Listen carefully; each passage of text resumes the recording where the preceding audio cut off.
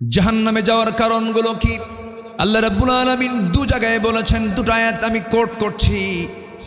সূরা মুদ্দাসসিরে মহান রাব্বুল আলামিন বলেন, মা সালাকাকুম ফি সাকার ক্বালু লাম নাকু মিনাল মুসাল্লিন ওয়া লাম নাকু নুতঈমুল মিসকিন ওয়া কুন্না নাখুযু মা'আল খায়িদিন ওয়া কুন্না নুকাযযিবু বিয়াউমিদ্দীন হাত্তা আতানাল ইয়াকিন ফামা তানফাউহুম শাফাআতুশ শাফিঈন। জোরে বলুন আল্লাহু আকবার।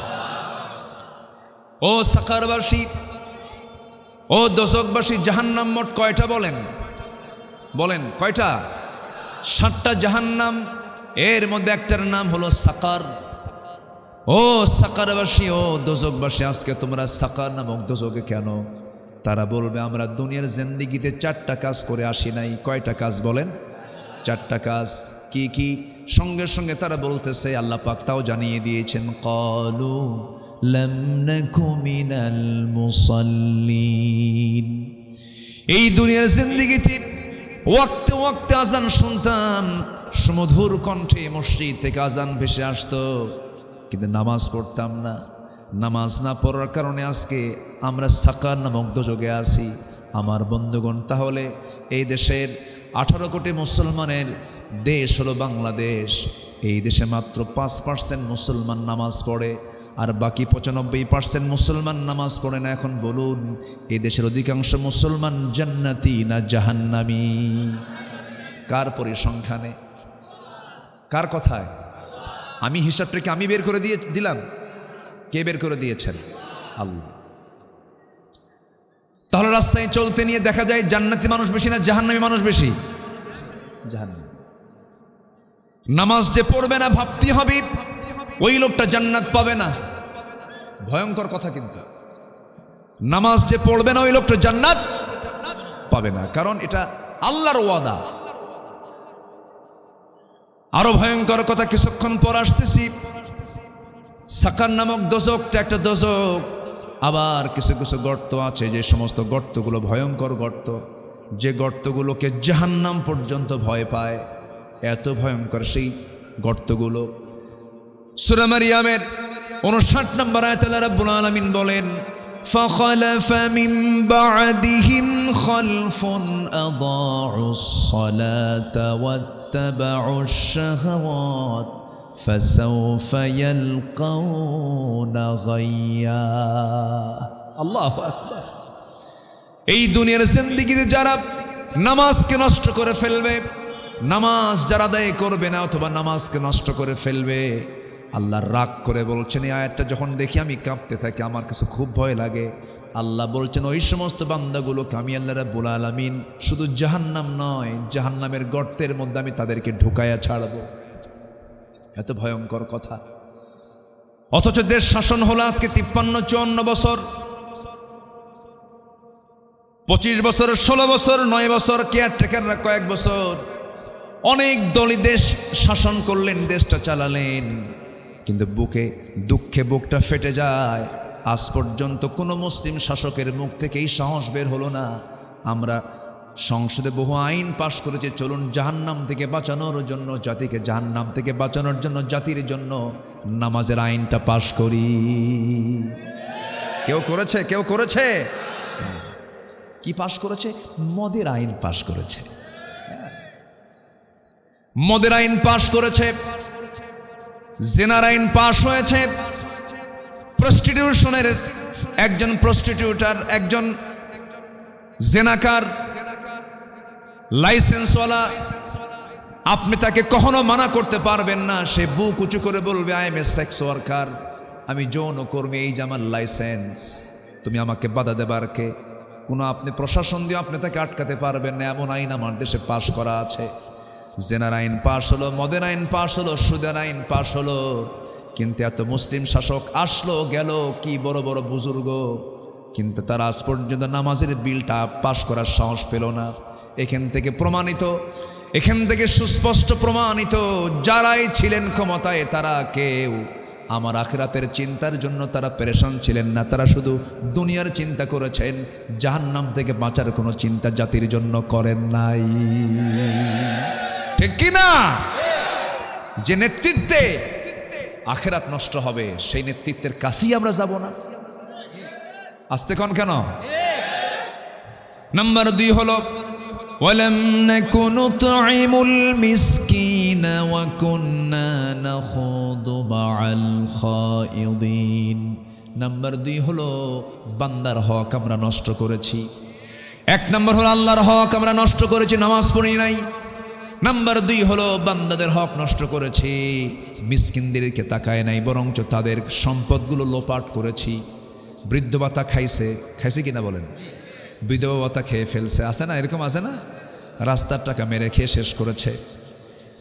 দেশ থেকে টাকাগুলো পাচার করে সব নিয়ে চলে গেছে, কিছুই রাখে নাই।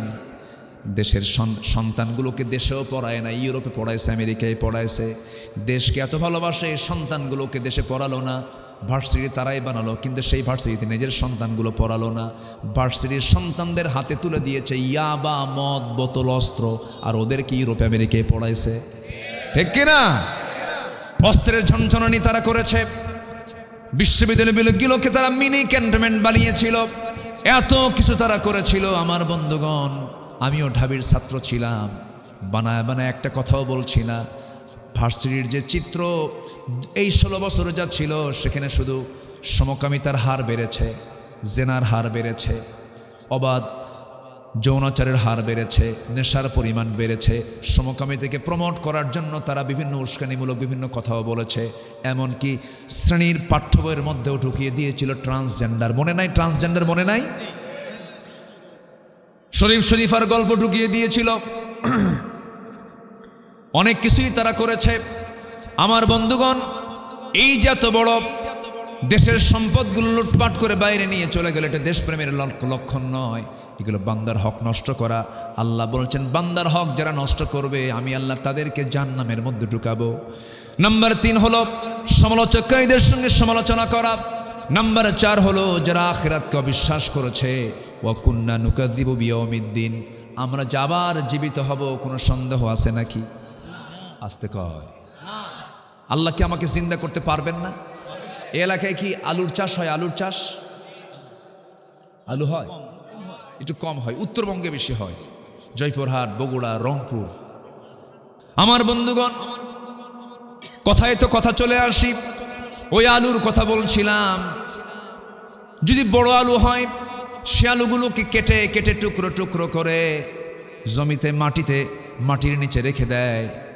1 মাস, 2 মাস, 3 মাস পর সে একটা আলু থেকে 8টা, 10টা, 15টা আলু সেখান থেকে উৎপাদন হয়। আল্লাহ পাক জন্ম দিয়ে দেন, কিন্তু যে আলুটা লাগাইছে সে আলুকে থাকে না, মাটি হয়ে যায়। মাটির সঙ্গে মিশে যায়, পচে যায়, গলে যায়। আমার আপনার চোখের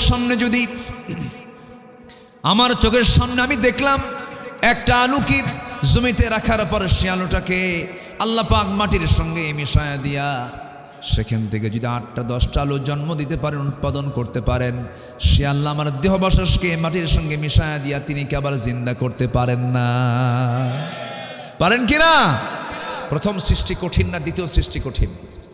প্রথমটা কঠিন, দ্বিতীয় সৃষ্টি সহজ। প্রথমবার যিনি আমাকে বানিয়েছেন তিনি কি আবার দ্বিতীয়বার বানাতে পারবেন না?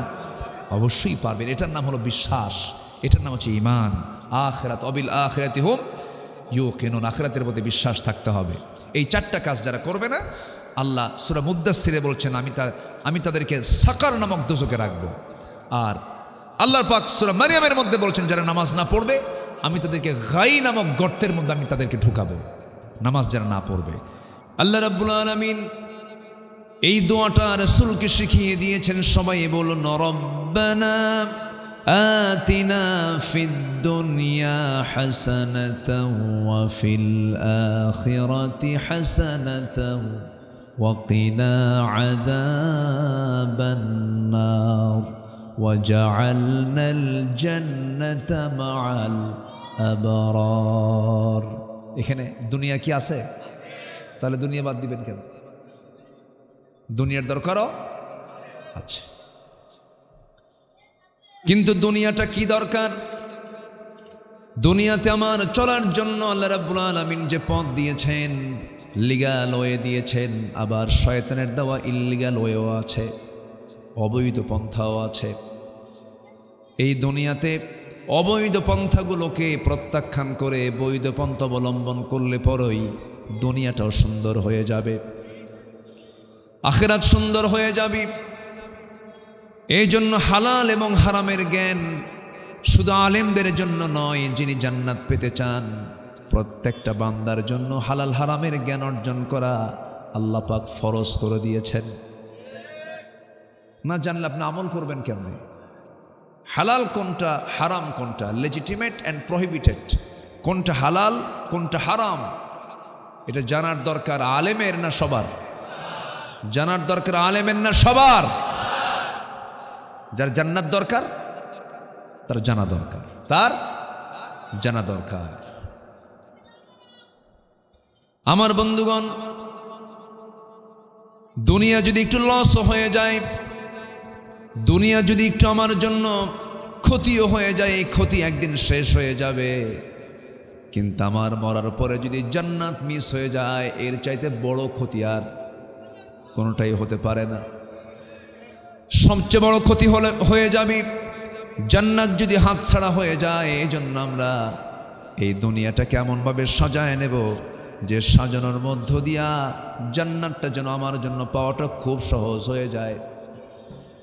সেই জান্নাত লাভের জন্য আমাকে আপনাকে মুজাহাদা করতে হবে। মহান রব্বুল আলামিন ইমানদারকে ডাক দিয়ে বলছেন, ইয়া আইয়ুহাল্লাযীনা আমানু তাকুল্লাহা ওয়াল তানজুর নাফসুম মা কদ্দামাত লিগাদিন ওয়াত্তাকুল্লাহ ইন্নাল্লাহা খাবীরুম বিমা তা'মালুন।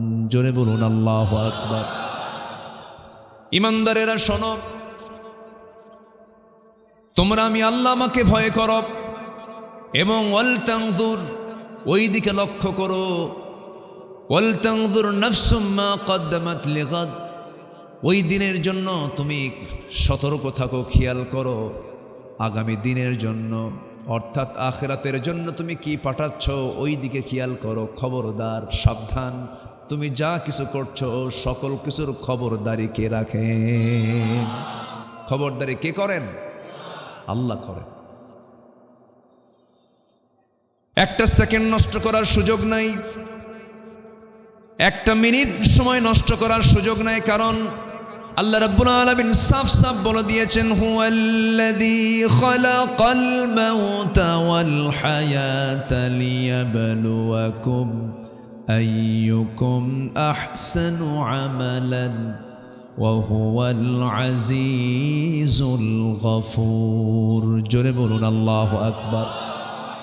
তিনি সেই মহান প্রভু যিনি মৃত্যু এবং জীবন সৃষ্টি করেছেন যেন তিনি বুঝে নিতে পারেন তোমাদের মধ্যে কোন কোন বান্দাগুলো নেক আমল করে যেতে পারে।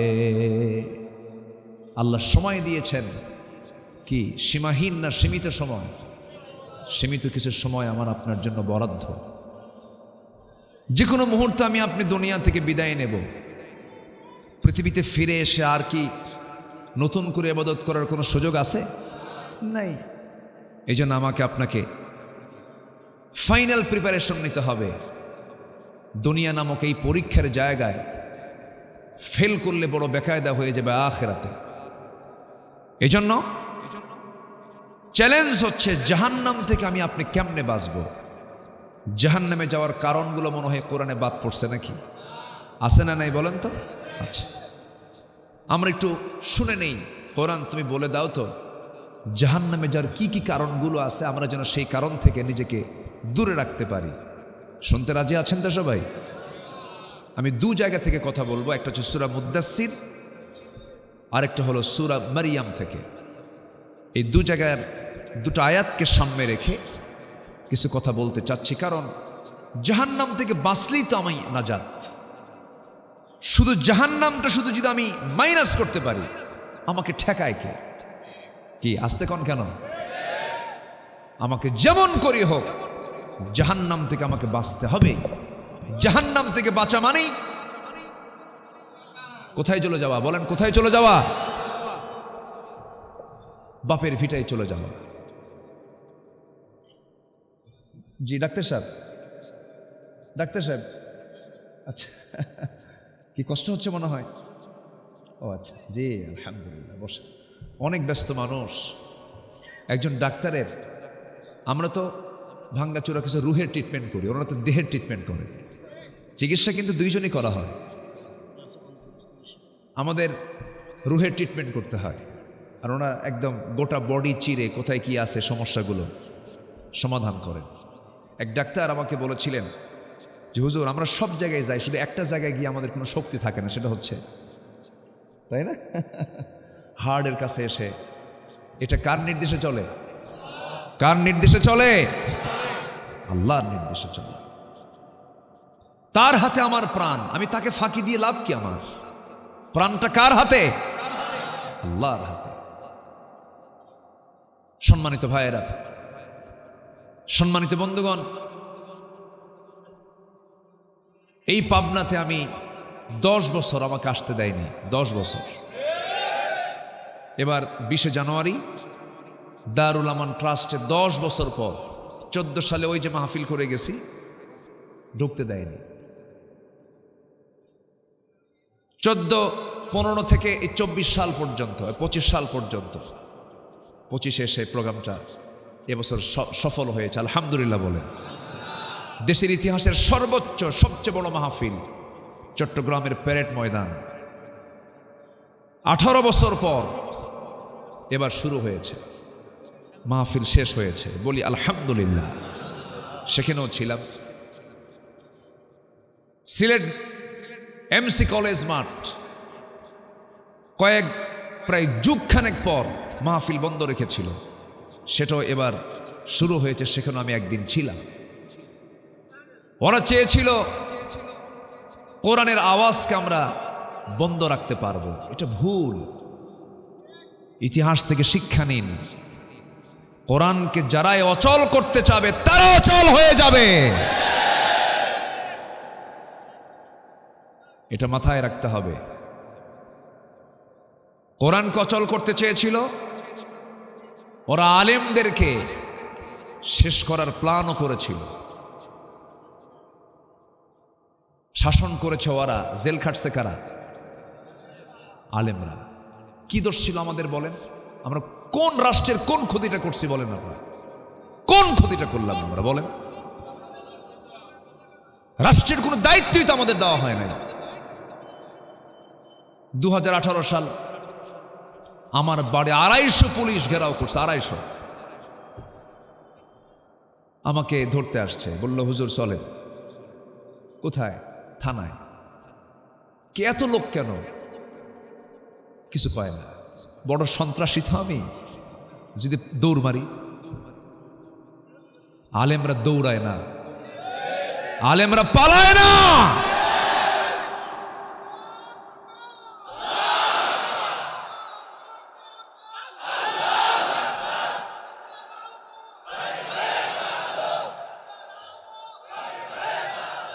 আলেমরা পালায় না। আলেমদের পালনের ইতিহাস নাই। আলেমরা বুক দিতে জানে, পিঠ দিতে জানে না। সম্মানিত ভাইয়েরা, ধরে নিয়ে থানায় চলে গেল। ওসি মহোদয় কয়, হুজুর ধরতে চাইনি, বিবেক বিরুদ্ধ কাজ, মাফ করে দিবেন। চোখে পানি। বললাম আপনি কান্দেন কেন হুজুর? খুব ভক্ত আপনার, ধরছেন কেন? চাকরি বাঁচান তো ফরজ। বললাম ইমান বাঁচান তো নফল। আরো কিছু মামলা যোগ দিল, পাসপোর্টটা ভারী করলো, ভিসার সংখ্যা বেড়ে গেল। জামিন নামঞ্জুর করলো, তো ফরম্যাট দেওয়া, ফরম্যাট করাই আছে, জামিন নামঞ্জুর। জেলখানায় ঢুকলাম। প্রধান গেট দিয়ে ঢোকা মাত্রই সামনে দিকে এক মুরব্বী আমাকে দেখে লম্বা একখান সালাম দিয়ে বলে, হুজুর আপনি জেলখানায় ঢুকছেন, খুব খুশি হলাম। তো বললাম আপনি খুশি হলেন কেন? জেলখানা কি খুশির কথা? হুজুর মাহফিলে যাই, বহু দূর থেকে ওয়াজ শুনি, কাছে যাওয়ার এত শখ, মুসাফাও করতে পারি না। এত সুন্দর কাছাকাছি আসলেন, দোয়া করি জেলখানায় থাকে। তো বললাম চাচা আমি না হয় জেলখানায়, আপনি কেন বুড়া বয়সে এই জায়গায়? মুরব্বী একটু ঠোঁট কাটা মানুষ, বলতেছে বোমা হামলা, বোমা হামলা, মানে ওনার নামে বোমা হামলার মামলা দিস। বলে যে বাবাজি এই বুড়া বয়সে আমার এই হাত কি লক্ষ্যে বোমা মারতে পারবে না, আমারই মাথায় পড়বে তো। এগুলো করেছে ওরা, ঠিক না? এগুলো থেকে শিক্ষা নেওয়া উচিত, এগুলো থেকে শিক্ষা নেওয়ার দরকার আছে না নাই? বলেন আছে না নাই? শিক্ষা নিতে হবে। কোরআন ছাড়া আমরা কিছু বুঝবো না। এই জাতি কোরআনকে মহব্বত করে, আলেমদেরকে মহব্বত করে। এই পালস যারা বুঝবেন তারা এই দেশে টিকবেন। এই পালস এই দেশের মানুষ কোরআনকে ভালোবাসে, ইসলামকে ভালোবাসে, আলেমদেরকে ভালোবাসে। এটা যদি না বোঝেন রাজনৈতিক দেউলিয়াত হবেন, এই জমিন আপনাদের জায়গা হবে না। হাজারো আউলিয়ার আগমন হয়েছে এই দেশে। শাহজালাল শুয়ে আছেন, শাহ মাকদুম শুয়ে আছেন, খান জাহান শুয়ে আছেন, শাহ সুলতান শুয়ে আছেন। হাজারো আলেমের জনপদ বাংলাদেশ, 4.5 লক্ষ মসজিদ, 18 কোটি মুসলমান, সেখানে আপনি ইসলাম নিয়ে ষড়যন্ত্র করবেন?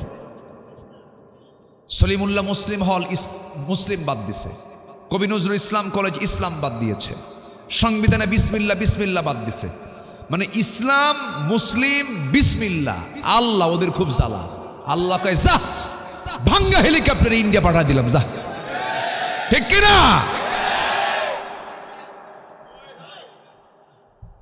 কষ্ট পাচ্ছেন নাকি আপনারা? এই কথাগুলো আমাদের তো বলতে হবে ভাই, এই জন্য একটু বললাম।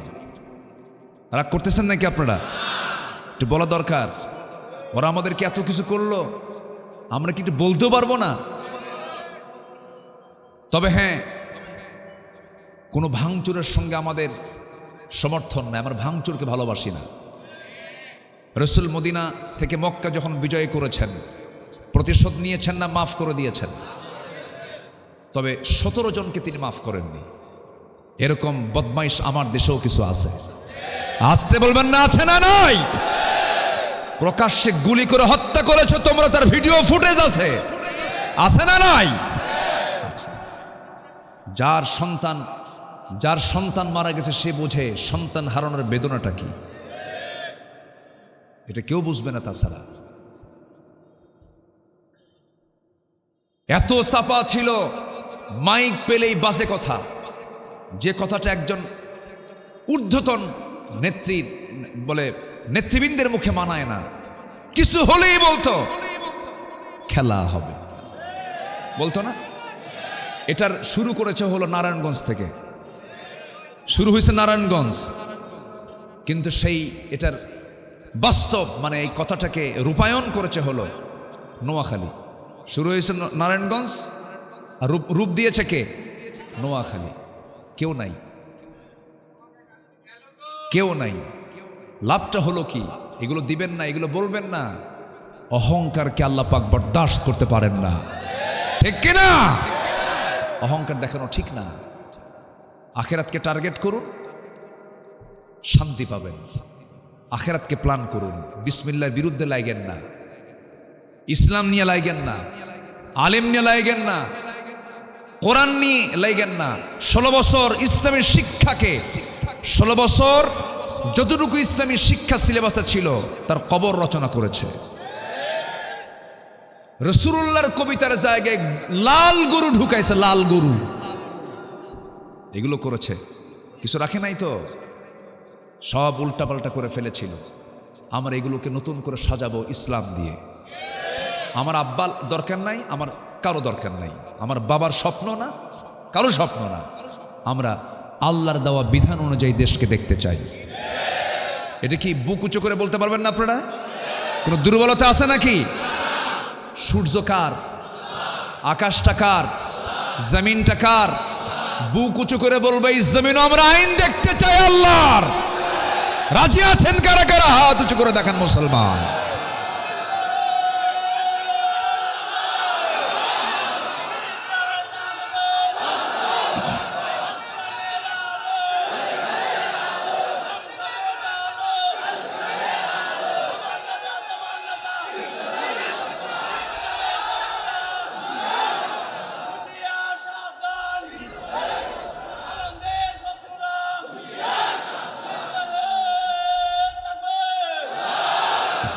আল্লাহ কবুল করুন, জোরে বলি আমিন।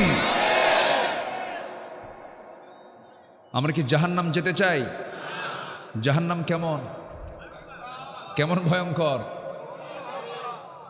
হ্যাঁ, মহা ভয়ঙ্কর। এই যে সূর্য দেখি না আকাশের, সূর্য বড় না পৃথিবী বড়?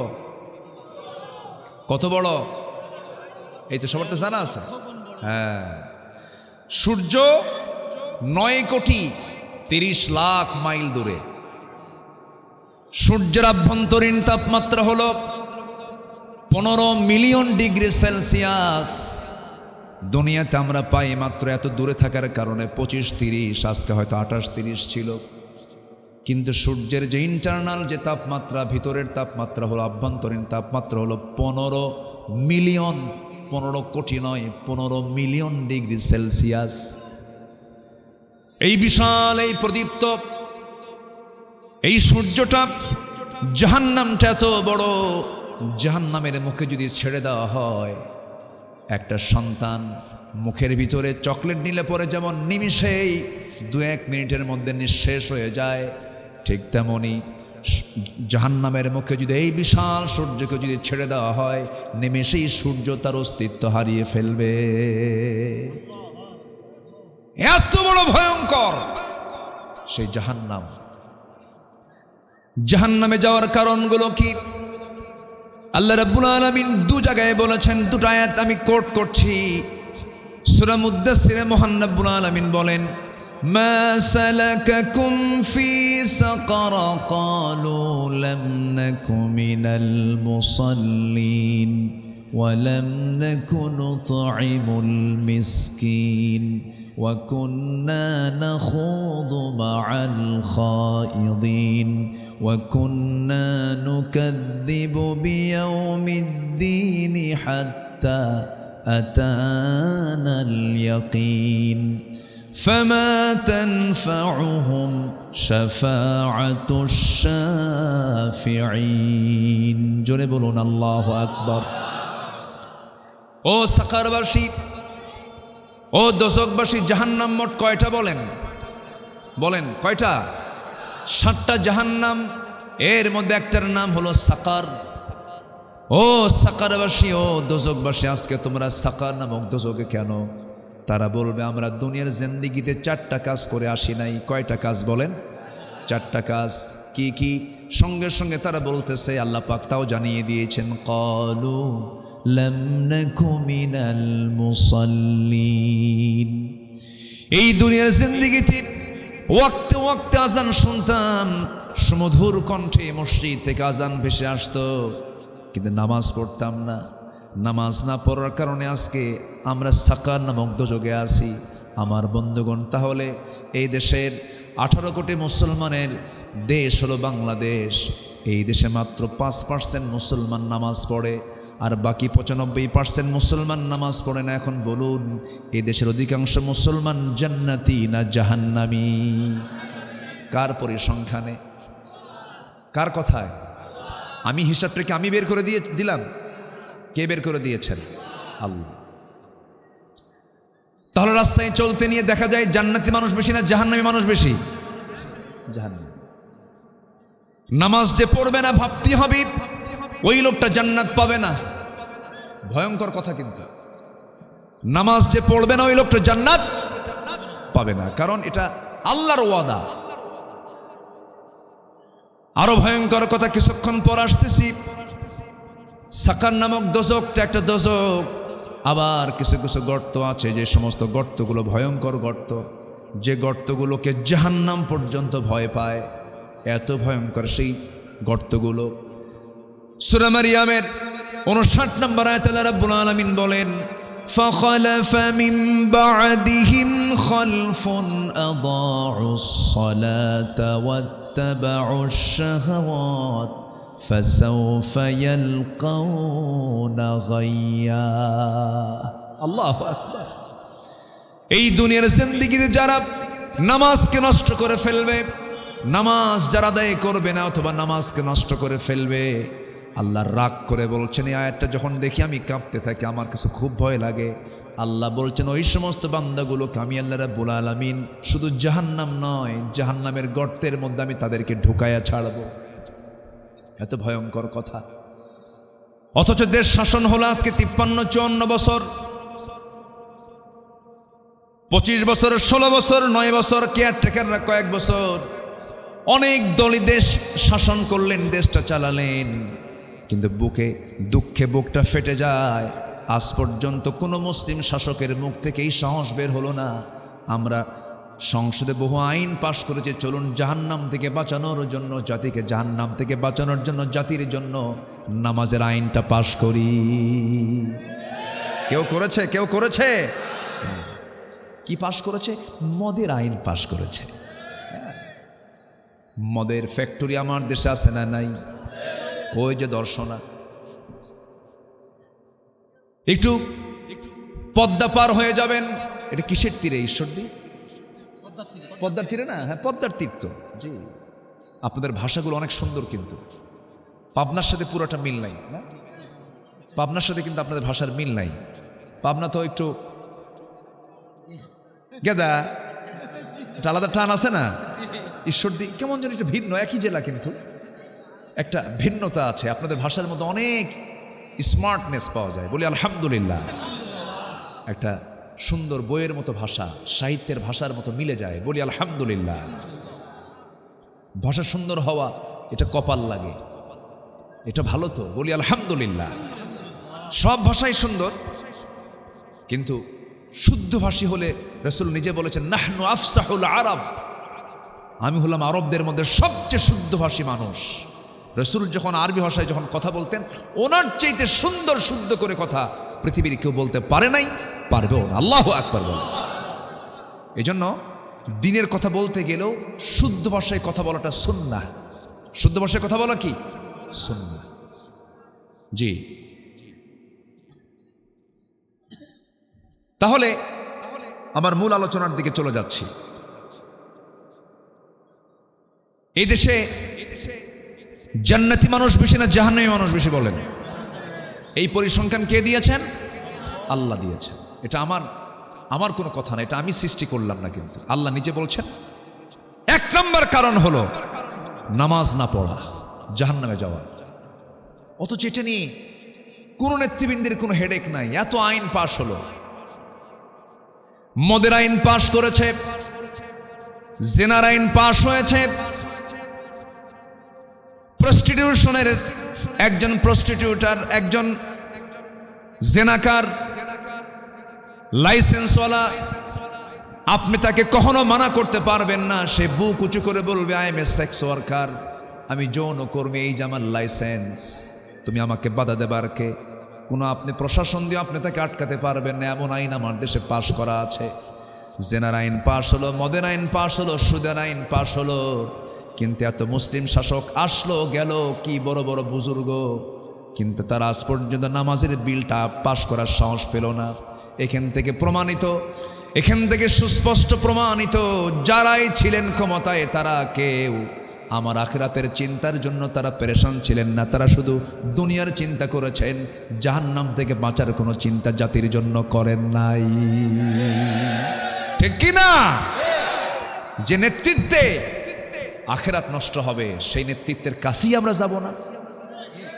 আসতে কোন কেন? অনেকে এটা বুঝানোর চেষ্টা করেন 1500 বছর আগের কোরআন দিয়া আজকের সমাজ চলবে না, এই কথা কিন্তু বলে, কিন্তু অনেকে মধ্যযুগে আইন বলে এটাকে দোষারোপ করার চেষ্টা করে, বিভিন্ন গ্রামার খাটায়, খুব হেকমত খাটায়।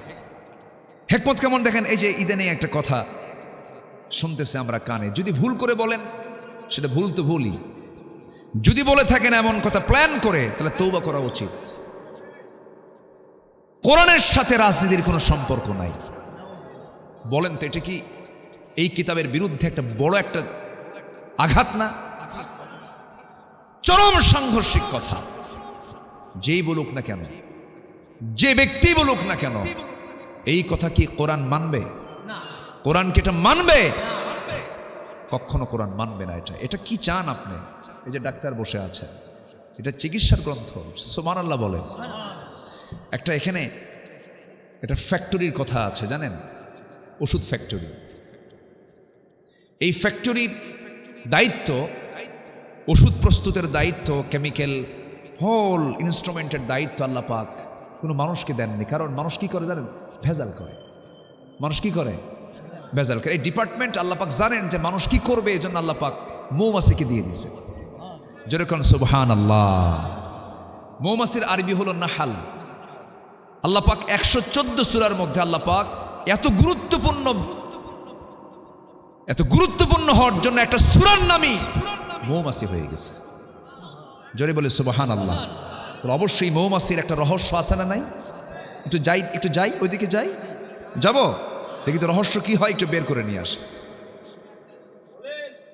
ওই দেখেন, কমপক্ষে একটু ফজর পর্যন্ত লেগে দেন না হয়, সমস্যা কি? তাও রাজি আছেন আপনারা কি জানাজা সহ? আচ্ছা, গতকালকে আমার সফর ছিল। গতকাল আমি ছিলাম বেশি দূরে না, মাত্র সিলেট ছিলাম, সিলেট। আগামীকালকে মাহফিল আছে আবার রংপুরে। দোয়া করবেন না আপনারা? দোয়া করবেন না? একটু দোয়া চাই, খাস দোয়া চাই। পাবনা আমার খুব ভালো লাগে, মানুষগুলো খুব সাদামাঠা, আলহামদুলিল্লাহ। জোরে বলে আলহামদুলিল্লাহ।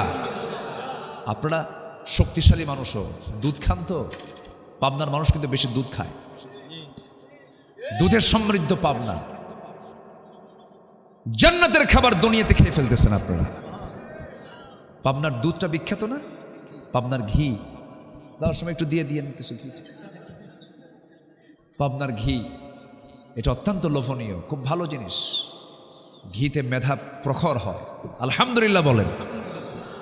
জান্নাতের খাবার, জান্নাতে 4টা নহর থাকবে। কয়টা নহর থাকবে বলেন? আগের থেকে মুখস্থ করে নিই আমরা, যাই খাবো তো আমরা। 1 নাম্বার হচ্ছে মধুর নহর। বলেন কিসের নহর? মধু। তাহলে মধু এই যে নাহাল আসতেছে। আরেকটা হচ্ছে দুধের নহর, আরেকটা হচ্ছে শরাবের নহর। এই পচা মদ না, কেরু কোম্পানি নাই। শরাবের নহর, যা খেলে লিভার পচবে না, চোখ লাল হবে না, যৌবন নষ্ট হবে না, মাতালো হবে না, যৌবন মানে যৌবনের শক্তি ডাবল থেকে ডাবল হয়ে যাবে এই শরাব। আরেকটা হচ্ছে পানি। আরেকটা কি? পানি। কয়টা নহর হলো? 4টা নহর। এর মধ্যে একটা নহর কোন জেলায় আছে? আসতে কয়? পাবনায় আছে। মিল্ক ভিটা সহ সব কোম্পানিগুলো এখান থেকে নিয়ে চলে যায়। এই যে ডেমরা হয়ে এই রোডে ঢুকলে শুধু পালার পালা, রাস্তা দখল পালা দিয়া। বললাম এত পালা কেন? যত পালা তত গরু। আলহামদুলিল্লাহ বলে। গরু পালা তো সহজ না, অনেক ধৈর্যের ব্যাপার। গরু পালতে নিয়ে মানুষকে গরু হতে হয়, বিশাল ব্যাপার। এটা আপনারা খেদমত করছেন, আলহামদুলিল্লাহ বলেন। তো মধু, আল্লাহ পাক মৌমাছিকে ডিপার্টমেন্ট দিলেন যে তুমি এই ফ্যাক্টরিটা চালাও, মানুষকে দেবো না। ওরা মধুর মধ্যে আরো শিরা ঢুকায়। কি ঢুকায়? মিষ্টির শিরা ঢুকায়, ওদেরকে দেওয়া যাবে না, তুমি করো এটা। আল্লাহ রাব্বুল আলামিন মৌমাছিকে ওহী দিলেন, ইঙ্গিত দিলেন। ওয়া আওহা রাব্বুকা ইলান নাহলি আনিত্তাখিযি মিনাল জিবালি বুয়ুতা ওয়া মিনাশ শাজারি ওয়া মিম্মা ইয়ারিশুন। আমি মৌমাছিকে ওহী দিলাম। আল্লাহ বলছেন, ও মৌমাছি, গাছের ডালে, পাহাড়ের পাদদেশে সুন্দর করে বাসা বানাও, মধু প্রস্তুত করে মধুগুলো সংগ্রহ করে সেখানে রাখো।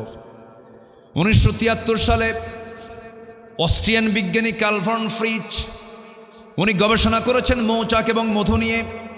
তার গবেষণাকে আমলে নিয়ে সুইডিশ একাডেমি নোবেল পুরস্কার তাকে দিয়েছে। তিনি 3টা তথ্য দিয়েছেন, যে তথ্য সুইডিশ একাডেমি এটাকে মাথায় নিয়েছে, প্রশংসা করে তাকে পুরস্কার দিল। কিন্তু তিনি যে 3টা তথ্য দিয়েছেন, সেই তথ্য তিনি গবেষণা করতে পারেন, কিন্তু সেই তথ্যের সঙ্গে কোরআনের 3টা তথ্যের হুবহু মিল হয়ে গেছে। তিনি একটা বইও লিখেছেন, দ্য ড্যান্সিং বিজ।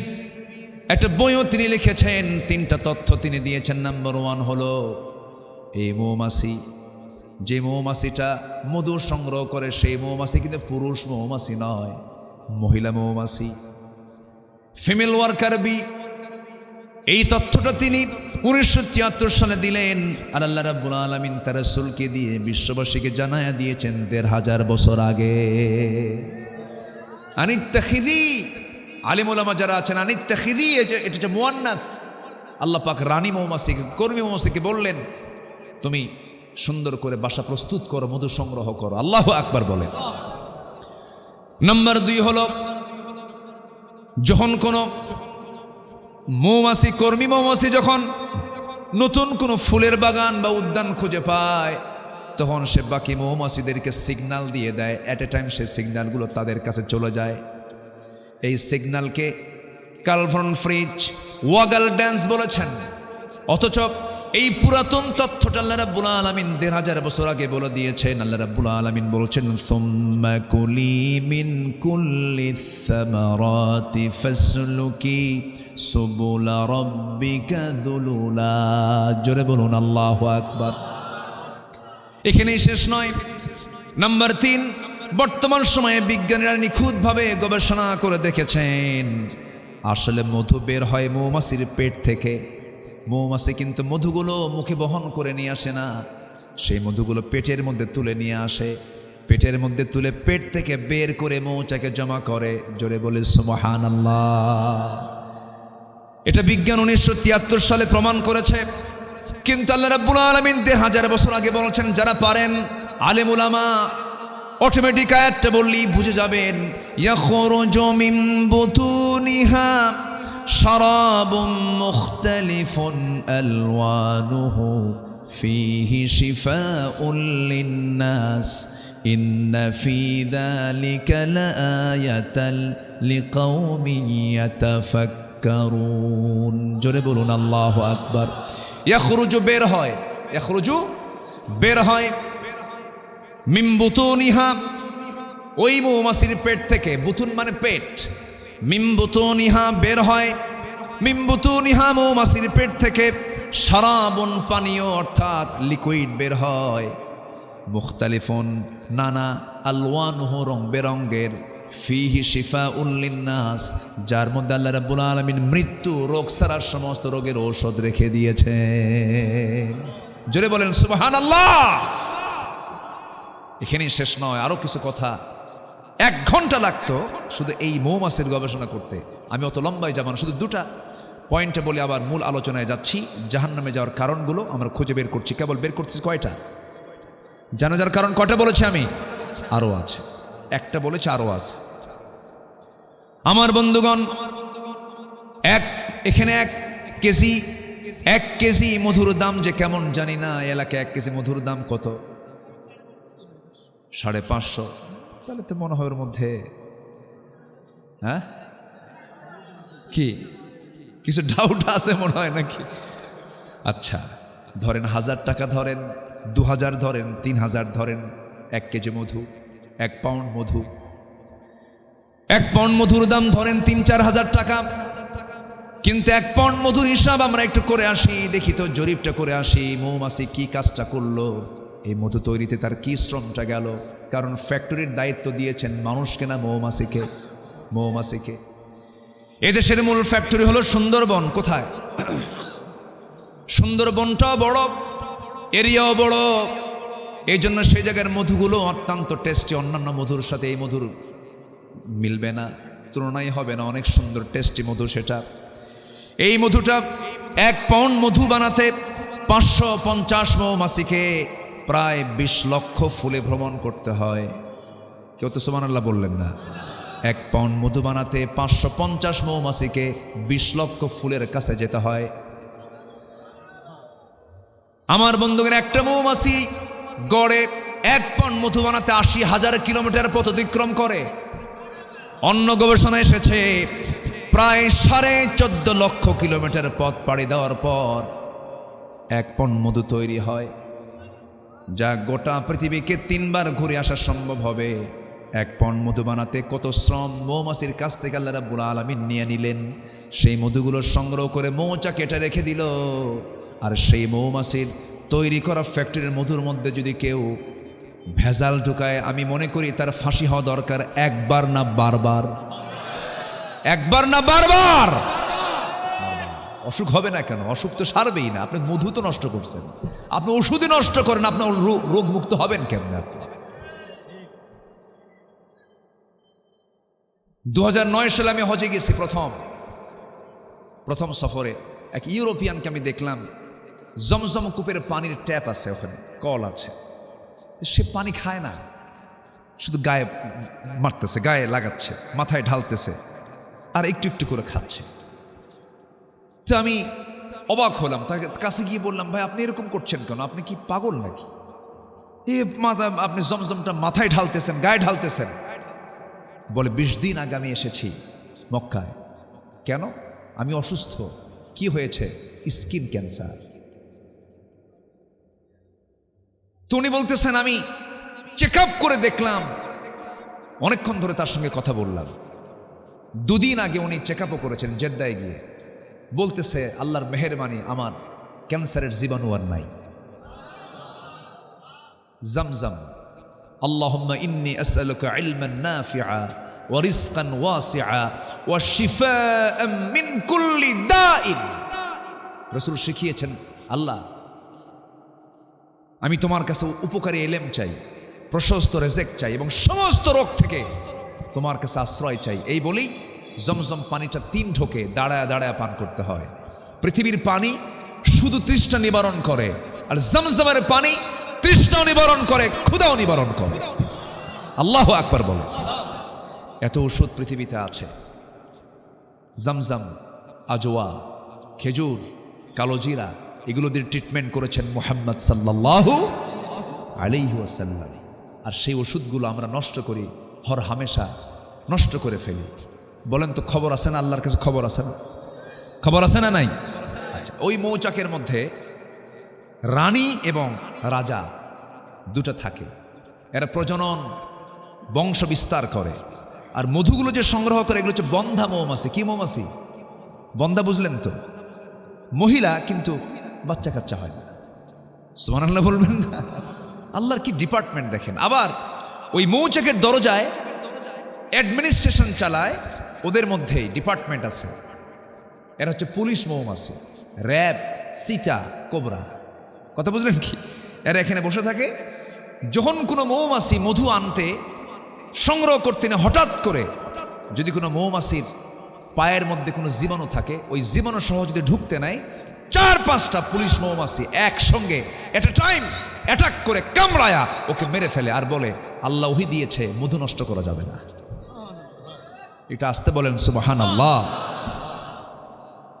আমার বন্ধুগণ, এখানেই শেষ নয়। ওই মৌচাকের মধু ঠিক রাখার জন্য ওর ভিতরে যে তাপমাত্রার প্রয়োজন, সেই তাপমাত্রা হলো 35 ডিগ্রি সেলসিয়াস। এর চেয়ে কম হলে মধুর কার্যকারিতা নষ্ট হয়ে যাবে, আবার বেশি হলে পরে কার্যকারিতা নষ্ট হয়ে যাবে। যদি বেশি হয়ে যায়, ভিতরে থাকা মৌচাকের মৌমাছিগুলো সব একসঙ্গে সজোরে আল্লাহর জিকির করতে করতে 2 হাতের ঝাপটা, 2 হাতের যে পাখাটা আছে, এমন সুন্দর করে নড়ান দেয়। তাপমাত্রা বেশি হলে পরে পাখাটা নড়াতে নড়াতে ভিতরের সমস্ত গরম হাওয়াটা বাইরে বের করে দিয়ে 35 ডিগ্রিতে নিয়ে আসে। একটু জোরে বলে সুবহানাল্লাহ। আবার যদি কমে যায়, পাখাটা উল্টায়। পাখাটা কি করে? উল্টায়া কমে গেলে পরে সম্পূর্ণ ব্লক করে করে ওরা সেই জায়গায় নাচতে থাকে, নাচতে থাকে, নাচতে থাকে, নড়তে থাকে। ধীরে ধীরে তাপমাত্রা বেড়ে যায়। জোরে বলে সুবহানাল্লাহ। এতে এক প্রাণীর কথা বললাম, আরো তো আছে। আরেকটা আছে মাকড়সা, আছে না মাকড়সা? সূরাতুল আনকাবুত, সূরাতুল আনকাবুত। মাকড়সার সংসারটা খুব নির্মম সংসার। কি করে জানেন? মাকড়সা পুরুষ এবং নারী, এরা যখন ইন্টারকোর্স কমপ্লিট করে, ইন্টারকোর্স কমপ্লিট হয়ে যাওয়ার পর প্রচণ্ড ক্ষুধা কাজ করে স্ত্রী মাকড়সার মধ্যে।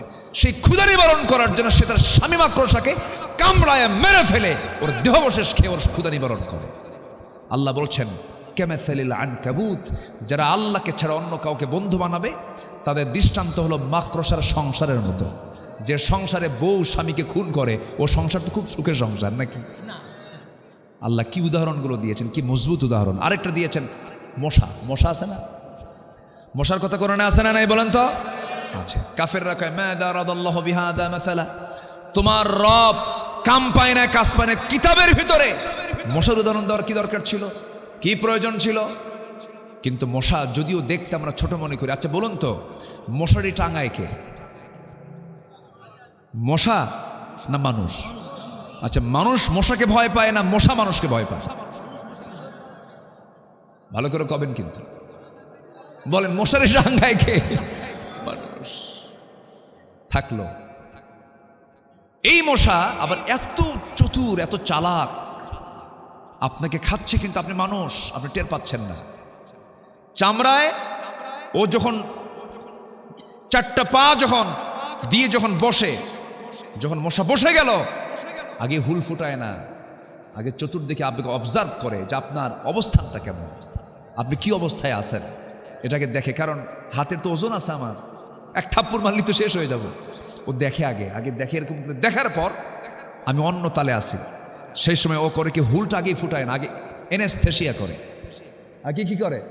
এনেস্থেশিয়া মানে হচ্ছে অবশ করে, অবশ করে। এটা মেডিকেলের ভাষা এনেস্থেশিয়া না, কি বলে?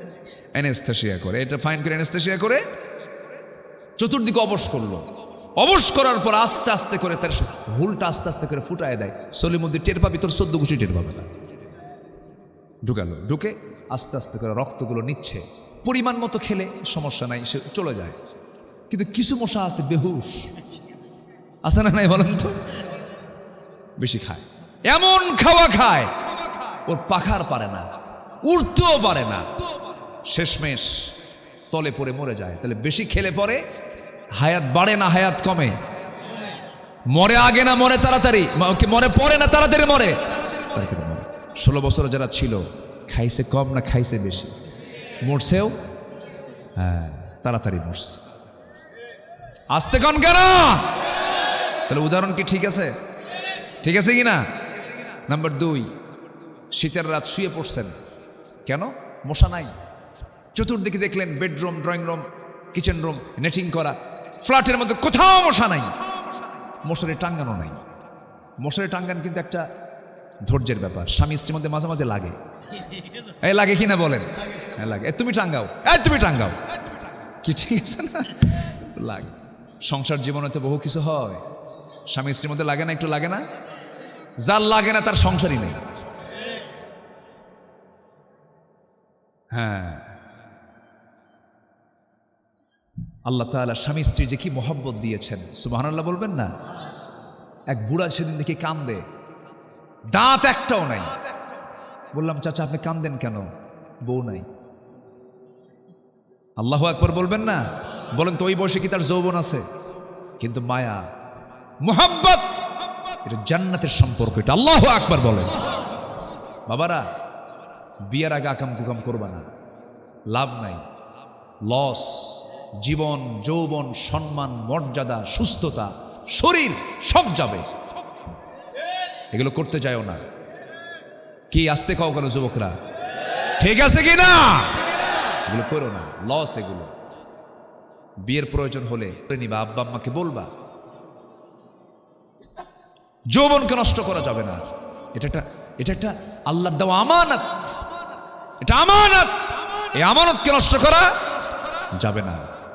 বিয়ের আগ দিয়ে ওয়ালা মুত্তাখিদাতি আখদান, গোপন গোপন কোনো মিটিং দেওয়া যাবে না, ডেটিং করা যাবে না, সিটিং দেওয়া যাবে না। কি কথা কি বোঝা গেল? ডেটিং, মিটিং, সিটিং চলবে না, এগুলো সব চ্যাটিং। আরেকটা আছে কি? চ্যাটিং। হ্যাঁ, এখন আবার চ্যাটিং, এগুলো করা যাবে না। যুবকরা মনে হয় মন খারাপ করতেছো তোমরা। হুজুর খুব পছন্দ করি হুজুর, বলে লাভ হবে না। এই আসে না, এরকম আসে না, এগুলো করা যাবে না বাবা, এগুলো বাদ দিয়ে দাও। জানো এগুলোর ভয়াবহ পরিণতি আসে, কোনো লাভ হয় না, লস হয়ে যায়। আমার বন্ধুগণ, ওই মশা রাতের আধারে আপনি দেখলেন লাইট দিয়ে কোথাও মশা নাই, কিন্তু যখন ঘুমিয়ে পড়েছেন, ঘুমিয়ে পড়ার 10 মিনিট যেতে না যেতেই আপনার কানের কাছে এসে সারেগামা পাধানিসা, কি ঠিক কিনা বলেন? এমন গান, এমন আওয়াজ শুরু করেছে, ট্রেনের আওয়াজ ফেল, ট্রেনের আওয়াজও ফেল, মনমোহন শুরু করে দিস।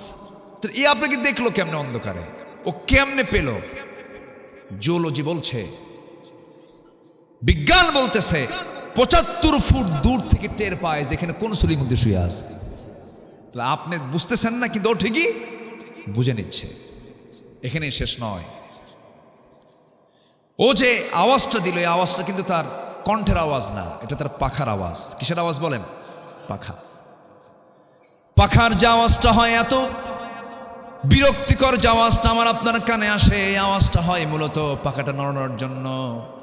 সায়েন্স বলতেছে প্রত্যেকটা মশা তার পাখা নড়ায় প্রতি সেকেন্ডে 300 থেকে 600 বার পর্যন্ত, প্রতি সেকেন্ডে। আল্লাহু আকবার বলেন। প্রতি সেকেন্ডে আজ পর্যন্ত এত দ্রুতগামী, এত দ্রুত নড়তে পারে এমন কোন মেশিন পৃথিবীতে আবিষ্কার হয়নি। জোরে বলি আল্লাহু আকবার। তাহলে মশার উদাহরণ দিতে কি আল্লাহ ভুল করছে? গবেষণা এগুলো আসছে। নাম্বার 4, নমরুদ কে? আমার জাতির পিতা কে? আরো জোরে, আমার জাতির পিতা কে? আর সেই জাতির পিতাকে আগুনে পুড়ে মারতে চেয়েছিল কোন কাফের? কোন কাফের? নমরুদ। আল্লাহ বললেন, তুই আমার খলিল ইব্রাহিমকে আগুনে পুড়ে মারার সিদ্ধান্ত নিয়েছিলি, তোর কপালে রাখছি হলো মশা। কি রাখছি? মশা। তাও কি মশা? হ্যাঁ, প্যারালাইসিস। কি মশা? প্যারালাইসিস।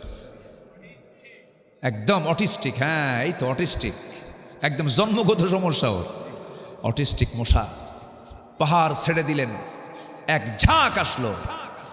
আল্লাহ বললেন, সবল কোনো মশা যাবি না, একদম অটিস্টিক যা।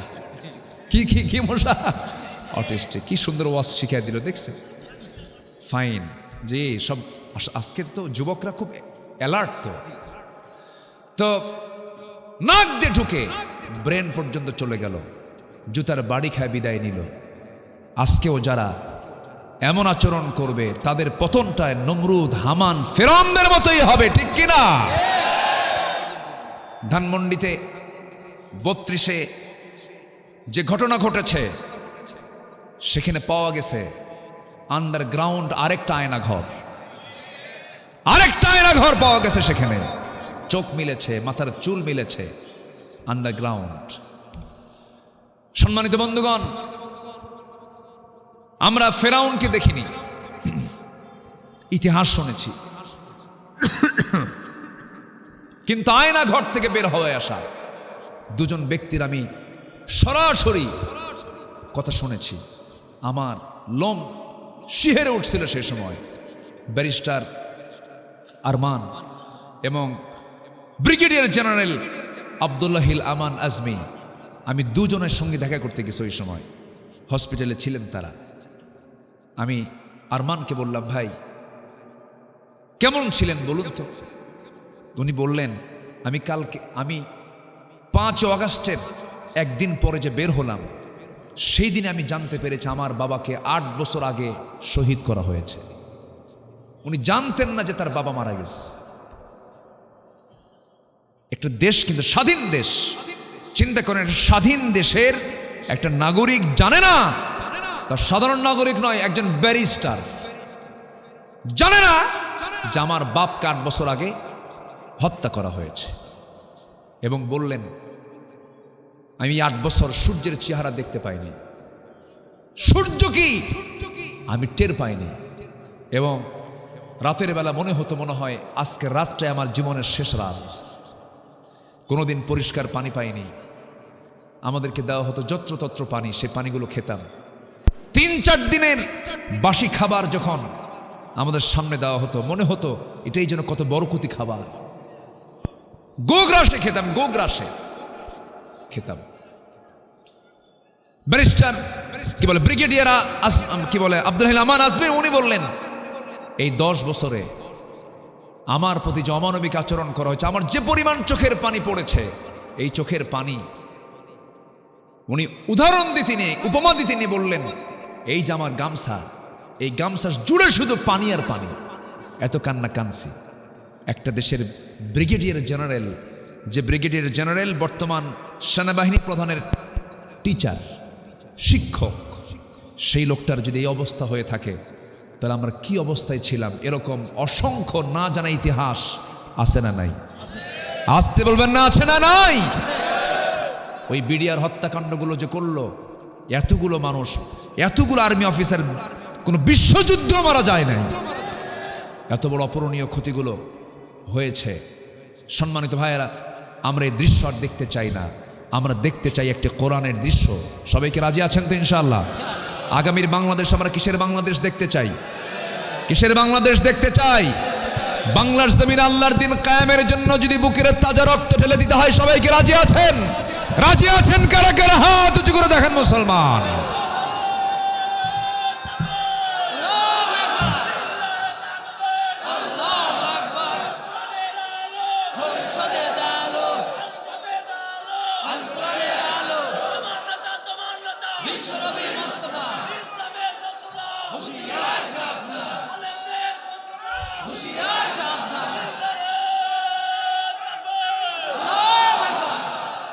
হাত নামান, আল্লাহ কবুল করুন। সবাই জান দিতে রাজি আছেন তো? যত রক্ত লাগে দেব, প্রয়োজনে লোক পাঠাবো, আমি যাব না। হ্যাঁ, এরকম করবেন না তো? হ্যাঁ, জীবন দিতে হবে। আমরা ইতিহাস ভুলে যাই, জানেন? এই ছাত্ররা জীবনটা দিল কেমনে চিন্তা করা যায়? এরা জীবনটা দিল কেমনে? আর এদেরকে নিয়ে যারা উস্কানিমূলক কথা বলবে, যারা বাজে কথা বলবে, তারা জাতির শত্রু। তারা জাতির শত্রু। কত কষ্ট করেছে ওরা। আল্লাহ তুমি ওদেরকে উত্তম জাযা দিয়ে দাও। জোরে বলি আমিন, আরো জোরে আমিন। অনেক কষ্ট করেছে ওরা। আল্লাহ তুমি তাদেরকে উত্তম পুরস্কারে পুরস্কৃত করো। আরেকটা সূরা আছে, সূরাতুল হাদিদ। হাদিদ মানে হলো লোহা। হাদিদ মানে কি? তাহলে এখন বলেন তো, কোরআনের মধ্যে মৌমাছি আছে, মাকড়সা আছে, লোহা আছে, শুধু কি ধর্মীয় কিতাব মনে হয়? এটা শুধু কি ধর্মীয় কিতাব মনে হয়? যারা এগুলো মনে করেন তারা কোরআন সম্পর্কে তাদের কোনো ধারণাই নাই। কোরআনটা পড়েন, কোরআনটা বুঝেন, এরপরে বুঝবেন যে এর মধ্যে আল্লাহ পাক কি রহস্য রেখে দিয়েছেন। কিয়ামত পর্যন্ত এই কিতাবের রহস্য কখনো পুরাতন হবে না। আল্লাহু আকবার বলেন। আমার বন্ধুগণ, আল্লাহ রাব্বুল আলামিন লোহা নামে একটা সূরা নাজিল করেছেন। মহান রাব্বুল আলামিন নিজে বলছেন, ওয়া আনজালনাল হাদিদা ফীহি বা'সুন শাদীদু ওয়া মানাফিউ লিন্নাস। এই লোহা নিয়ে আধুনিক বিজ্ঞান বলছে লোহার সৃষ্টি পৃথিবীতে নয়, বহির জগৎ থেকে এসেছে। কারণ পৃথিবীর পরিবেশের লোহা উৎপাদনের জন্য অনুপযোগী। কারণ লোহা উৎপাদনের জন্য যে তাপমাত্রার প্রয়োজন, সে তাপমাত্রা সূর্যের মধ্যেও নাই, সূর্যের মধ্যেও নাই। লোহা উৎপাদনের জন্য আনুমানিক 5 বিলিয়ন ডিগ্রি সেলসিয়াস তাপমাত্রার প্রয়োজন। সূর্যের তাপমাত্রা হলো 15 million degree Celsius. 5 billion degree Celsius প্রয়োজন। এটা দুনিয়াতে তো সম্ভবই না, সূর্যের কাছেও সম্ভব না। এখন বিজ্ঞানীরা ধারণা করে দেখতেছেন, তারা বলছেন কোন সুপারনোভা হয়তো বিস্ফোরণ থেকে এই জাতীয় লোহার আগমন করতে পারে। মহান রাব্বুল আলামিন ঠিক একই কথা 1500 বছর আগে বলছেন, ওয়া আনজালনাল হাদিদ। হে রাসূল, আমি এই লোহাটাকে ওয়া আনজালনা, আমি নাজিল করেছি আকাশ থেকে। জোরে বলেন সুবহানাল্লাহ। আনজালনা মানে কি? নাজিল করেছে। নাজিল কি নিচ থেকে হয় না উপর থেকে হয়? কি উপর থেকে হয় কি না? তাহলে এই যে তথ্যগুলো আল্লাহ পাক দিয়ে দিচ্ছেন, এটা কি পৃথিবীর কোনো মানুষের পক্ষে সম্ভব? সম্ভব সম্ভব সম্ভব না। অতএব যারা বলেন কোরআন দিয়ে দেশ চলতে পারে না, কোরআন দিয়ে সমাজ চলতে পারে না, এই কথা আমার দেশের মানুষ মানবে না। এদেশের মানুষ রক্ত দেওয়া শিখেছে, ফাঁসির মঞ্চে যাওয়া শিখেছে, ইসলামের জন্য বুকের তাজা প্রাণ ঢেলে দেওয়া শিখেছে। আমরা যতক্ষণ না পর্যন্ত এই জমিন আল্লাহর দিন কায়েম না হবে, আমরা আমাদের কাজ চালিয়ে যাব। আল্লাহ কবুল করুন। জোরে বলে আমিন। নামাজ পড়ব কয় ওয়াক্ত? নামাজ না পড়লে কোথায় যেতে হবে? জাহান্নাম। নাম্বার 2 হলো ওয়ালাম নাকু নুতঈমুল মিসকিনা ওয়া কুন্না নাখুদু মাআল খায়িদিন। নাম্বার 2 হলো বান্দার হক আমরা নষ্ট করেছি। 1 নম্বর হলো আল্লাহর হক আমরা নষ্ট করেছি, নামাজ পড়ি নাই। নাম্বার 2 হলো বান্দাদের হক নষ্ট করেছি, মিসকিনদেরকে তাকায় নাই, বরঞ্চ তাদের সম্পদগুলো লোপাট করেছি। বৃদ্ধ ভাতা খাইছে কিনা বলেন? বিধবা ভাতা খেয়ে ফেলছে, আছে না এরকম? আছে না? রাস্তার টাকা মেরে খেয়ে শেষ করেছে। দেশ থেকে টাকাগুলো পাচার করে সব নিয়ে চলে গেছে, কিছুই রাখে নাই। দেশের সন্তানগুলোকে দেশেও পড়ায় না, ইউরোপে পড়াইছে, আমেরিকায় পড়াইছে। দেশকে এত ভালোবাসে, সন্তানগুলোকে দেশে পড়ালো না, ভার্সিটি তারাই বানালো, কিন্তু সেই ভার্সিটিতে নিজের সন্তানগুলো পড়ালো না।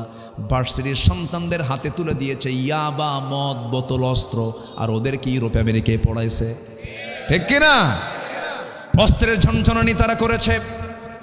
বিশ্ববিদ্যালয়গুলোকে তারা মিনি ক্যান্টনমেন্ট বানিয়েছিল, এত কিছু তারা করেছিল। আমার বন্ধুগণ, আমিও ঢাবির ছাত্র ছিলাম, বানায় বানায় একটা কথাও বলছি না। ভার্সিটির যে চিত্র এই 16 বছরে যা ছিল, সেখানে শুধু সমকামিতার হার বেড়েছে, জেনার হার বেড়েছে, অবাধ যৌনাচারের হার বেড়েছে, নেশার পরিমাণ বেড়েছে। সমকামিতাকে প্রমোট করার জন্য তারা বিভিন্ন উস্কানিমূলক বিভিন্ন কথাও বলেছে। এমনকি শ্রেণীর পাঠ্য বইয়ের মধ্যেও ঢুকিয়ে দিয়েছিল ট্রান্সজেন্ডার। মনে নাই? ট্রান্সজেন্ডার মনে নাই? শরীফার গল্প ঢুকিয়ে দিয়েছিল। অনেক কিছুই তারা করেছে। আমার বন্ধুগণ, এই যে এত বড় দেশের সম্পদগুলো লুটপাট করে বাইরে নিয়ে চলে গেলে এটা দেশপ্রেমের লক্ষণ নয়, এগুলো বান্দার হক নষ্ট করা। আল্লাহ বলছেন, বান্দার হক যারা নষ্ট করবে আমি আল্লাহ তাদেরকে জাহান্নামের মধ্যে ঢুকাবো। নাম্বার 3 হলো সমালোচককারীদের সঙ্গে সমালোচনা করা।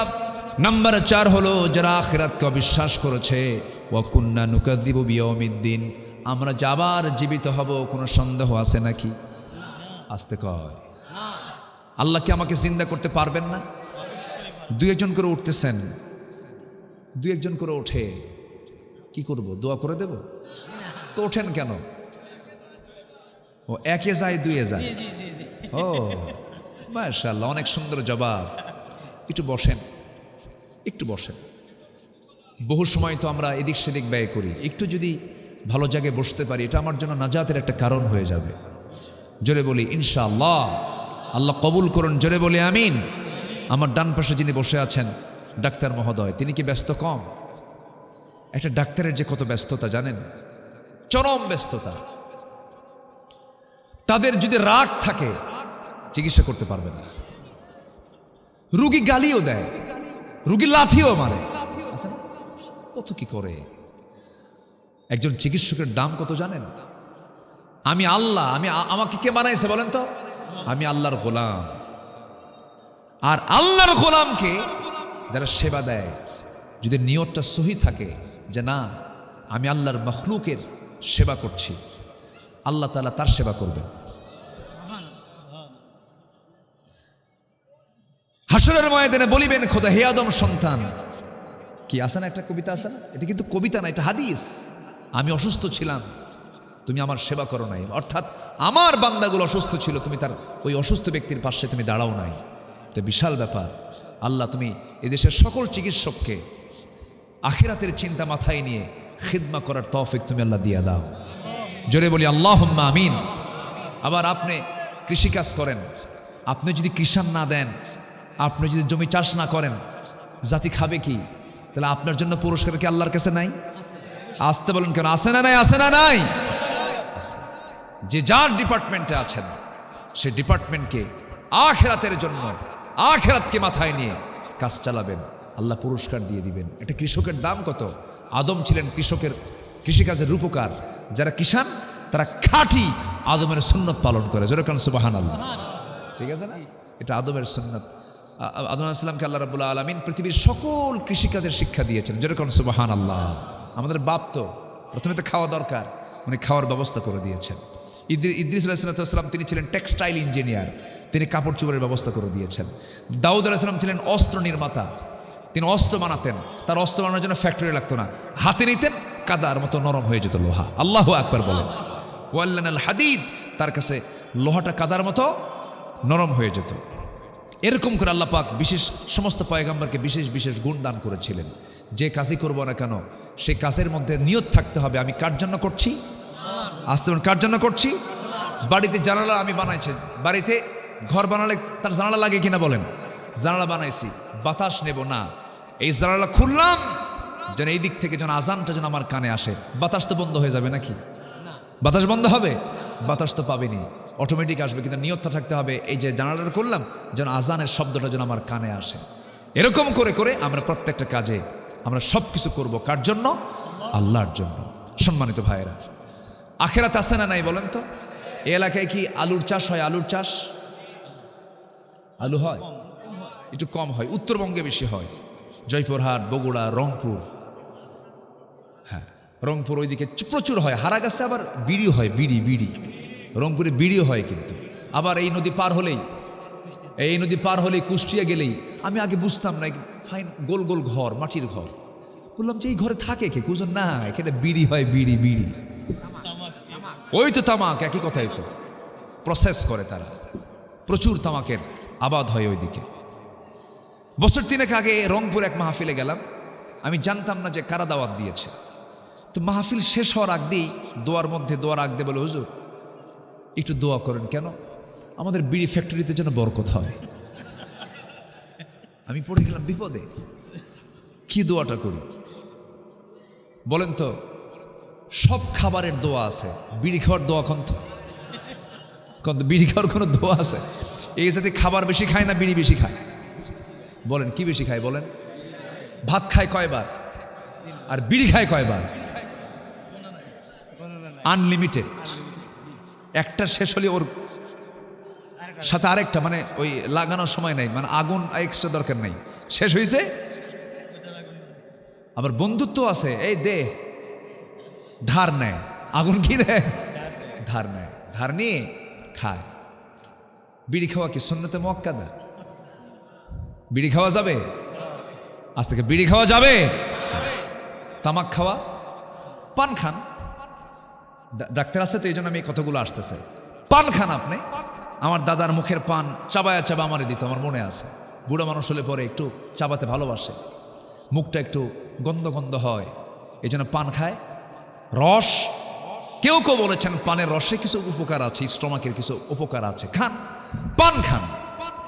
কিন্তু পানের সাথে আবার হাকিমপুরি রহমতুল্লাহ আলাইহি কেন?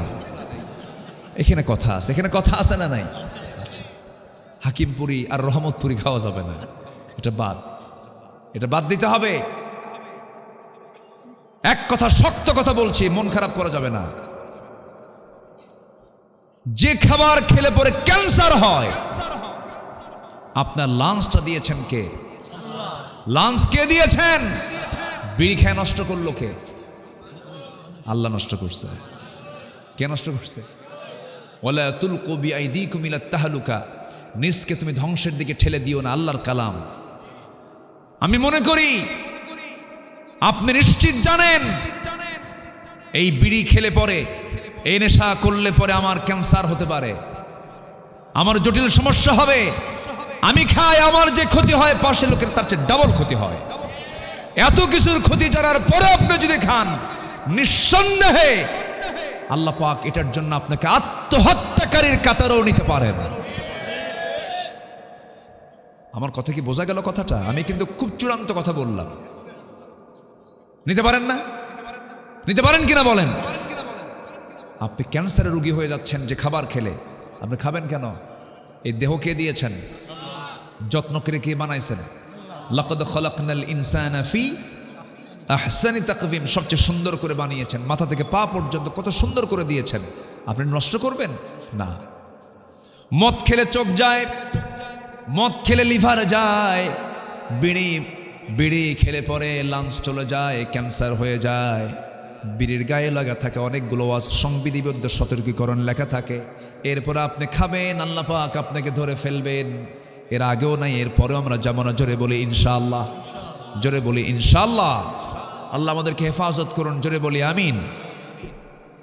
আমার বন্ধুগণ, কথায় তো কথা চলে আসি। ওই আলুর কথা বলছিলাম, যদি বড় আলু হয় সে আলুগুলোকে কেটে কেটে টুকরো টুকরো করে জমিতে মাটির নিচে রেখে দেয়। 1 মাস 2 মাস 3 মাস পর সে একটা আলু থেকে 8টা 10টা 15টা আলু সেখান থেকে উৎপাদন হয়। আল্লাহ পাক জন্ম দিয়ে দেন, কিন্তু যে আলুটা লাগাইছে সে আলুকে থাকে না, মাটি হয়ে যায়, মাটির সঙ্গে মিশে যায়, পচে যায়, গলে যায়। আমার আপনার চোখের সামনে আমি দেখলাম একটা আলু কি জমিতে রাখার পর সে আলুটাকে আল্লাহ পাক মাটির সঙ্গে মিশায়া দিয়া সেখান থেকে যদি 8টা 10টা আলু জন্ম দিতে পারেন, উৎপাদন করতে পারেন, সে আল্লাহ আমার দেহবাসসকে মাটির সঙ্গে মিশায়া দিয়া তিনি কি আবার জিন্দা করতে পারেন না? পারেন কি না? প্রথম সৃষ্টি কঠিন না দ্বিতীয় সৃষ্টি কঠিন? প্রথমটা কঠিন, দ্বিতীয় সৃষ্টি সহজ। প্রথমবার যিনি আমাকে বানিয়েছেন তিনি কি আবার দ্বিতীয়বার বানাতে পারবেন না? অবশ্যই পারবেন। এটার নাম হলো বিশ্বাস, এটার নাম হচ্ছে ঈমান। আখিরাত অবিল আখিরাতি হুম ইউকিনুন, আখিরাতের প্রতি বিশ্বাস থাকতে হবে। এই 4টা কাজ যারা করবে না, আল্লাহ সূরা মুদ্দাসসিরে বলছেন আমি তাদেরকে সাকার নামক দোজখে রাখবো। আর আল্লাহর পাক সূরা মারইয়ামের মধ্যে বলছেন যারা নামাজ না পড়বে আমি তাদেরকে গাই নামক গর্তের মধ্যে আমি তাদেরকে ঢুকাবো, নামাজ যারা না পড়বে। তাফসীরে কুরতুবীর ভিতরে এসেছে আরও 7টা অপরাধ যাদের মধ্যে থাকবে আল্লাহ রাব্বুল আলামিন তাদেরকে জাহান্নাম শুধু নয় গাই নামক গর্তের মধ্যে ঢুকাবেন। তার মধ্যে 2 নম্বর হলো ওয়াত্তাবাউশ শাহাওয়াত, যারা নফসের দাসত্ব করেছে, নফস যা চায় তাই করেছে। নফস গাড়ি চায়, বাড়ি চায়, নারী চায়, জেনা চায়, খারাপ কিছু নফস চায়, কিন্তু নফসকে পাত্তা দেওয়া যাবে না। আমার নফসকে কন্ট্রোল করতে হবে কার বিধান দিয়া? আল্লাহর বিধান দিয়া। নাম্বার 3 হলো যে জেনাকার জেনা করতে করতে পাকা হয়ে গেছে, জেনা বাদ দেয় না, আল্লাহ পাক তাকে উপর করে জাহান্নামের গর্তের মধ্যে ঢুকাবেন। এরপরে নাম্বার 4 হলো যে মদ্যপায়ী, মদ পান করতে করতে বুড়ো হয়ে গেছে, মদ খাওয়া ছাড়ে না, আল্লাহ তাকেও গর্তের মধ্যে ঢুকাবেন। নাম্বার 5 হলো যে সুদখোর, সুদ খেতে খেতে পাকা হয়ে গেছে, সুদকে জায়েজও মনে করে, এমন লোক বুঝি ঈশ্বরদী দাসুরিয়া মীর কামারি এলাকায় নাই? আছে না নাই? ঈশ্বরদী চিনি তো বহু, হ্যাঁ হ্যাঁ অনেক আছে এলাকা, এইদিকে অনেক এলাকায় আসছি আমি। অরণখোলা না, অরণখোলা আছে না একটা? হ্যাঁ অরণখোলা আসছি, মীরকামারি আসছি, আরো কোথায় কোথায়। জি জি সব ইসলামের ঘাঁটি, পাবনা ইসলামের ঘাঁটি, বলি আলহামদুলিল্লাহ। জি আল্লাহ তুমি পাবনাকে কবুল করো, জোরে বলি আমিন। ইসলাম নিয়ে কোনো পাগলামি করলে একদম হেমাদপুর পাঠায় দিবে। কি হেমাদপুর আছে না নাই? সবই আছে। খুব সুন্দর, আলহামদুলিল্লাহ। তাহলে সুদ খাওয়া যাবে? সুদের কাছে যাওয়া যাবে? সুদ খাবো না, সুদের কাছে আমরা যাব না। খুব ভয়ঙ্কর গুনাহ এটা। আল্লাহ পাক তুমি এগুলো থেকে আমাদেরকে বাঁচাও, নেশা থেকে বাঁচাও, জেনা থেকে বাঁচাও, জোরে বলি আমিন। জেনা আছে যেখানে, রোগ আছে সেখানে। আমার বন্ধুগণ, নাম্বার 6 হলো যে সন্তান পিতামাতার আনুগত্য করে না, যে সন্তান পিতামাতাকে ভাত দেয় না, সেবা করে না, এমন সন্তান বুঝি পাবনা জেলায় নাই? কি আছে কিনা বলেন? এই থানাতেও আছে না নাই? দেয় না। একটা প্রশ্ন করবো, বলুন তো, মা বড় না বউ বড়? ভালো করে করেন, একটু মনে মনে আগে বইয়ের দিকে আগে নজর দিবেন, এটা চিন্তা করে আমি কয়েক সেকেন্ড সময় দিই। এখন বলেন, মা বড় না বউ বড়? মেলেন ওই দুজনের সমান। একজন কইছে, কেবল বলছে দুজন সমান, উত্তর পাইছে কিন্তু। ভালো করে বলেন, মা বড় না বউ বড়? মাহফিলে মা বড়, বাড়িতে বউ বড়। এটা আমি ঠিক কইছে, দেখেন।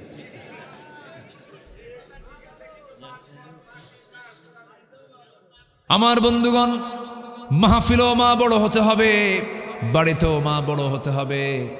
কিন্তু অনেক সময় পুরুষ ফেল মেরে যায়। কি পুরুষ কি মেরে যায়? ফেল মেরে যায়। একটা কথা মাথায় রাখবেন, স্ত্রীর সামনে মাকে ছোট করবেন না, আবার মার সামনে স্ত্রীকে ছোট করবেন না। আপনি তো পরিচালক, আপনার মা, আবার এইদিকে আপনার বউ হতে পারে, কিন্তু সেও আরেক সন্তানের মা। কি সে সন্তানের মা না? তাহলে এটাও কিন্তু মা, আপনার বউ পরিচয়, কিন্তু সে তো সন্তানের মা, আপনার আবার নিজের মা। সব দিকে খেয়াল করে মাকে সন্তুষ্ট করার জন্য মাকে আড়ালে নিয়ে সুন্দর করে বুঝায় দিতে হবে। মা জাতি, নারী জাতি এমন একটা জাতির নাম, যত পাম দিবেন তত ফলে খুশি হয়ে যায়। আল্লাহ মেয়েদেরকে এরকম করে বানাইছে। তো পুরুষকে আপনি যত প্রশংসা করবেন তত বলে তুই ধান্দা কি, তোর কি ধান্দা, কি ঠিক আছে না? আর মহিলার প্রশংসা করবেন, তাই তো আমি তাই, কি ঠিক আছে কি না? আল্লাহ পাক এটা ক্লাস করে বানাইছে। আল্লাহ জানে যে কোন জায়গায় কোন জিনিস দেওয়া দরকার। আল্লাহ আপনি মা কি সুন্দর করে বুঝাবেন, পাশে বসে নিয়ে বলবেন, মা শোনো, তোমার মেয়েকে বিয়ে দিছো তো? হ্যাঁ। তোমার মেয়ে ভালো থাকুক তুমি কি চাও না? হ্যাঁ চাই। তোমার মেয়ে অন্যের সংসার করুক, ভালো থাকুক তুমি চাও যদি? এই যে তোমার বৌমা তোমার চোখের সামনে দিয়ে ঘোরাফেরা করে, এটা তো কারো না কারো মেয়ে, তার মা তো চায় আমার মেয়েটা সে জায়গায় সুখে থাকুক, কোনো কষ্ট না পাক। তুমি কি চাও না? মা হ্যাঁ চাই মা। সুন্দর করে বুঝাবেন। আবার বলবেন, মা আমি যখন ছোট ছিলাম তোমার পেট থেকে বের হয়েছি, তুমি মা ডাকটা শোনার জন্য কত কষ্ট করেছ, 2টা বছর করে লালন পালন করেছ, ডাকি নাই, বারবার তুমি শিখিয়েছ আম্মা বলো, মা বলো, বাবা বলো, বলি নাই। হঠাৎ করে 2 বছর পর যখন একটা ডাক দিয়েছি, কি খুশি হয়েছে তুমি? 2 বছরও চেষ্টা করে আমার মুখ থেকে মা শব্দটা বের করে নিয়েছ। অথচ এই মেয়েটা আমার বউ, তোমার বৌমা, বাপ ছেড়ে, মা ছেড়ে, ভাই ছেড়ে, পরিবার ছেড়ে অন্য পরিবেশে এসে, অন্যের ঘরে পড়ে এসে যেদিন এসেছে সেই দিন তোমাকে মা বলে ডেকেছে। তুমি কি একটু মেয়ে বলে কি একটু বরণ করতে পারো না? এমন সুন্দর ওয়াজ দিলে পরে বউ মাও কাত, বইও কাত, কি ঠিক কিনা? বুঝায় বলবেন, হবে না কেন? ব্যালেন্স করবেন, থামেন। কিন্তু মহিলাদের মধ্যে একটু সমস্যা আছে। কিছু কিছু শাশুড়ি আম্মা আছেন, মন খারাপ করবেন না।